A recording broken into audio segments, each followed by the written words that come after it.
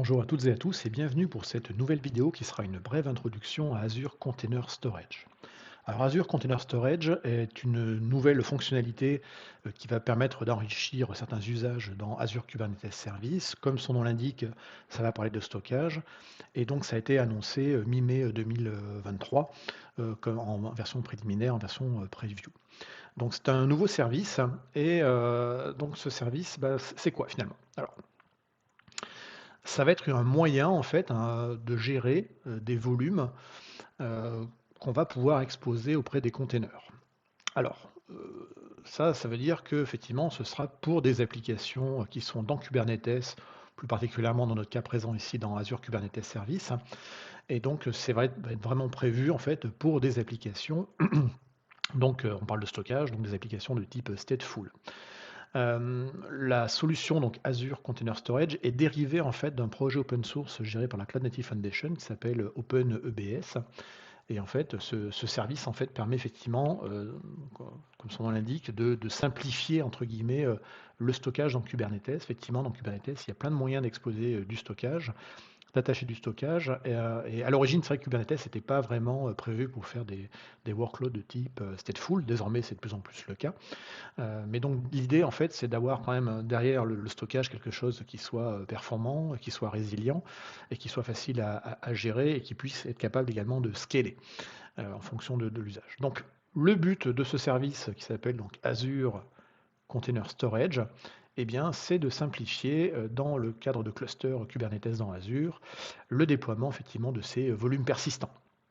Et donc du coup, mécaniquement derrière aussi, si on commence à faire, des choses qui sont, plus simples, pour déployer du stockage persistant, pour des applications qui sont du coup en container, on accélère, de facto en fait, la migration d'applicatifs, d'environnements de type machine virtuelle vers des containers.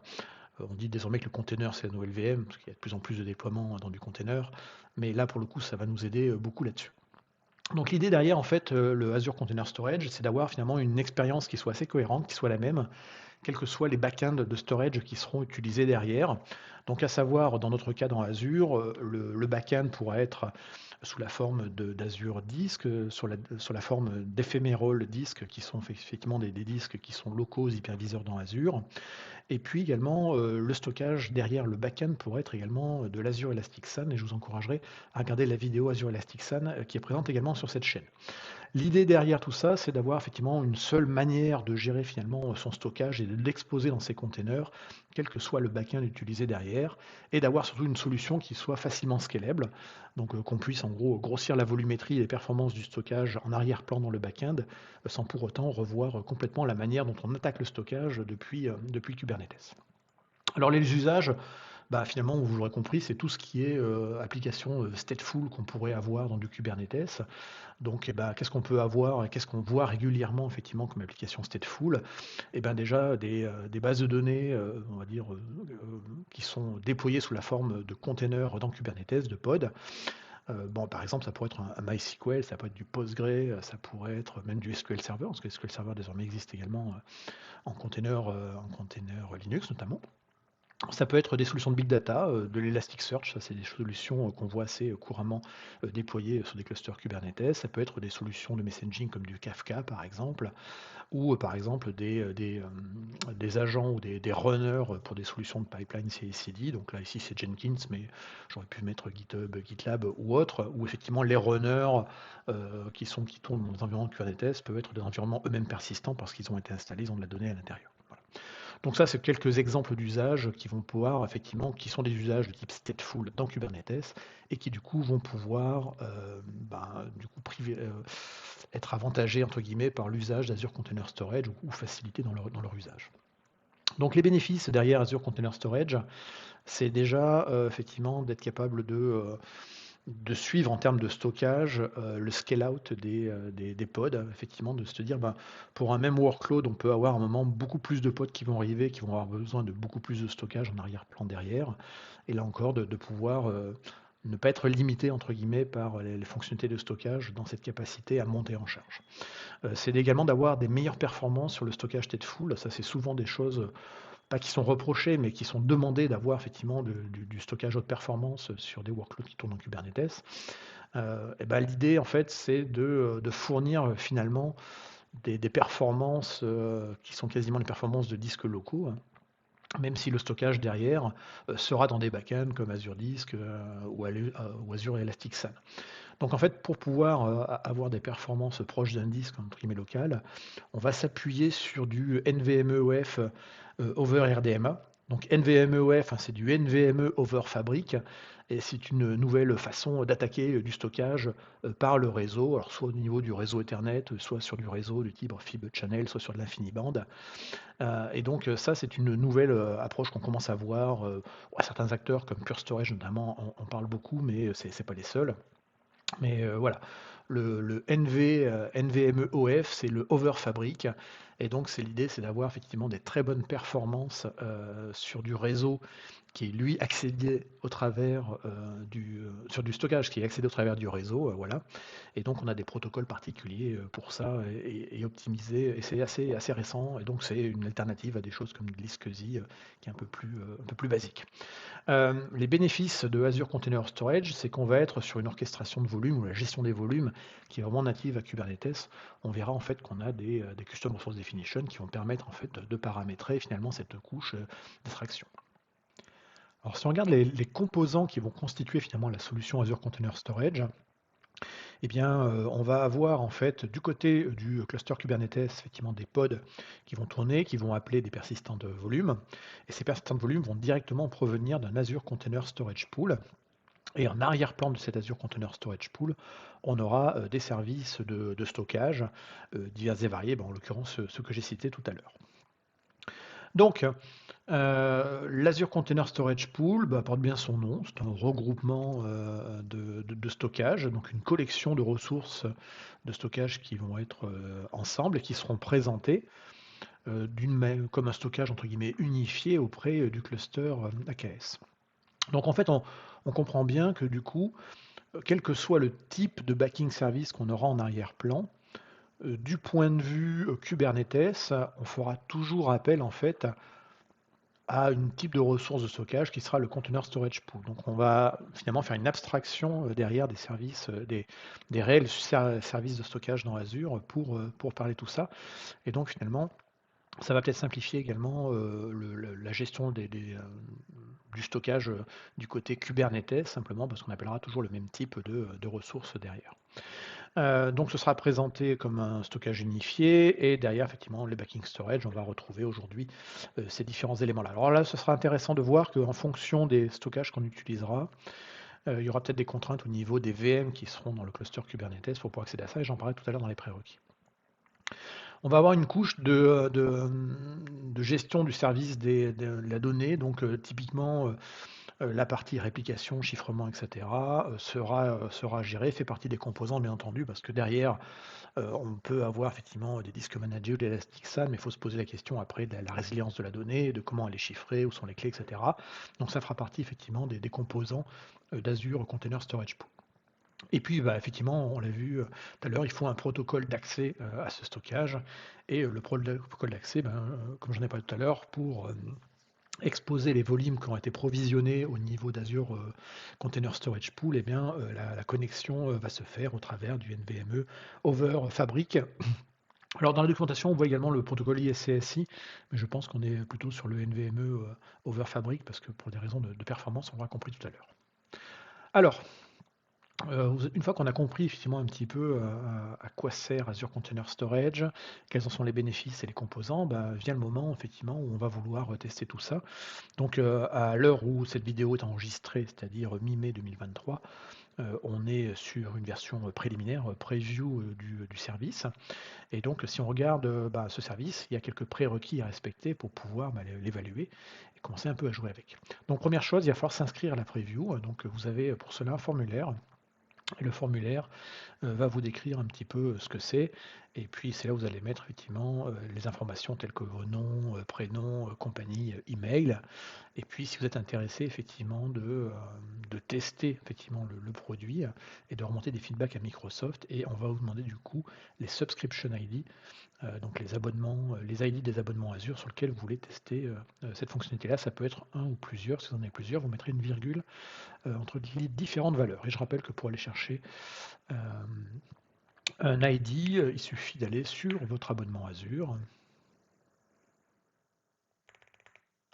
Si vous le faites par le portail, en ligne de commande, ce sera simplement un AZ account list-au table, et là vous aurez les abonnements. Et sinon, vous allez ici dans Subscription, et vous reprendrez donc cet ID.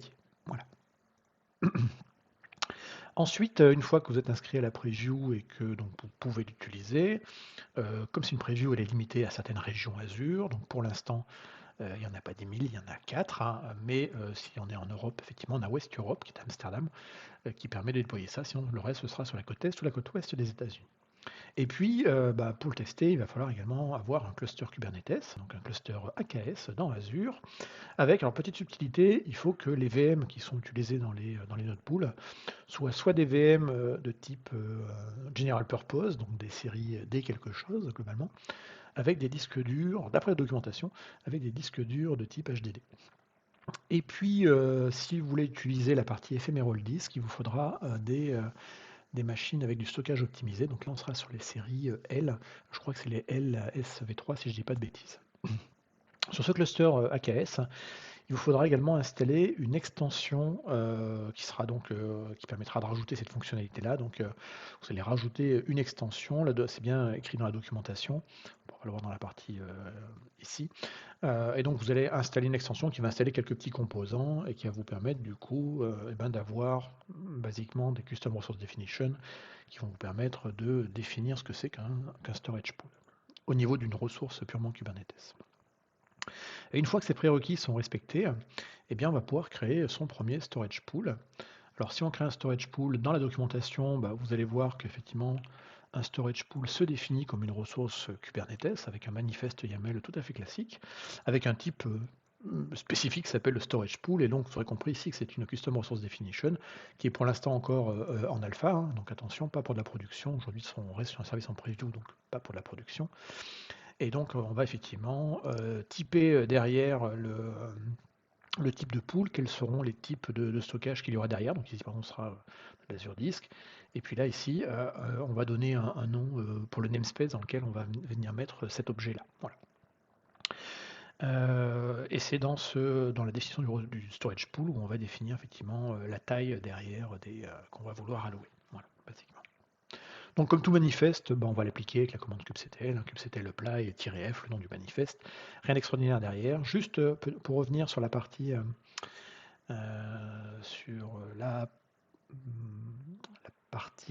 extension, l'extension sera juste une ligne de commande AZ AKS, tac tac, extension, et là vous allez rajouter l'extension et les nommer dans la documentation, donc pas de souci là-dessus.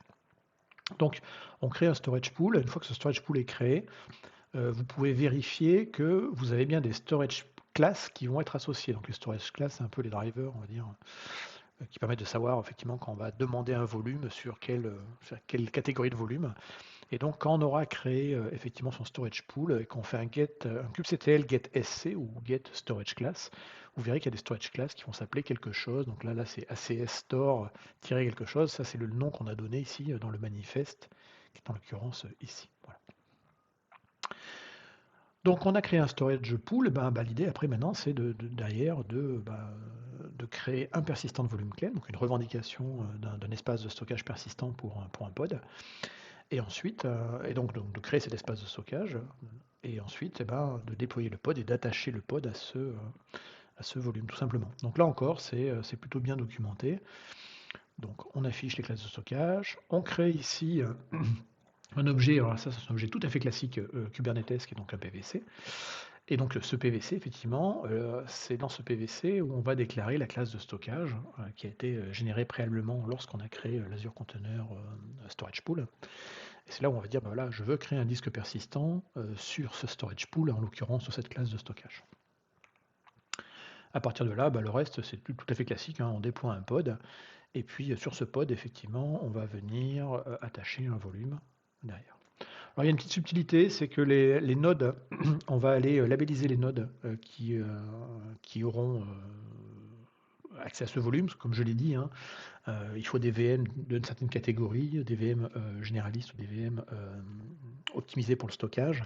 Et donc du coup, on va labelliser effectivement les nodes qui sont dans ce sens-là. Et donc on va pouvoir du coup mettre des spécifications en disant ben, ces pods-là qui vont attacher ce type de stockage devront être sur ce type de node. Voilà.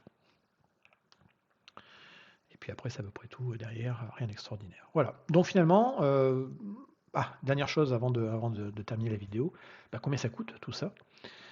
Parlons un petit peu du prix. Donc globalement, le service donc Azure Container Storage, qui est ni plus ni moins finalement qu'un service d'orchestration du stockage derrière, globalement va être donc un service qui sera payant. Il sera payant à partir du moment où on dépassera une certaine volumétrie de stockage.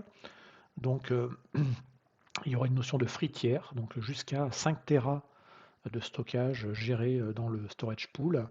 Eh bien, ce service entre guillemets sera gratuit. Alors gratuit pour la partie purement orchestration et abstraction, parce que bien entendu vous allez quand même payer le coût du stockage sous-jacent, à savoir payer l'Elastic SAN ou l'Azure Disk derrière. Voilà. Donc coût du stockage plus le coût de l'orchestration si on dépasse effectivement les 5 Tera de stockage. Voilà. Donc on vient de terminer cette petite brève introduction autour de Azure Container Storage, qui est donc un nouveau service pour simplifier l'usage du stockage pour des workloads stateful dans AKS. Et je vous remercie d'avoir suivi cette vidéo et à bientôt.